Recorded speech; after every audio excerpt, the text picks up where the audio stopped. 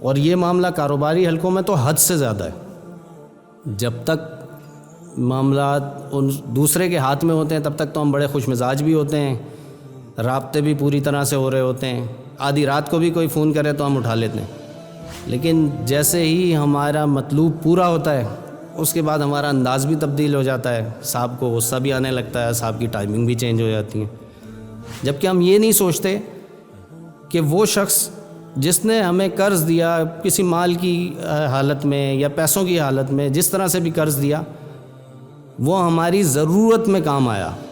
حدیث کا مفہوم بھی ہے کہ برباد ہوا وہ شخص جس نے دوسروں کی زندگی بنانے کے لیے اپنی زندگی تباہ کر لی.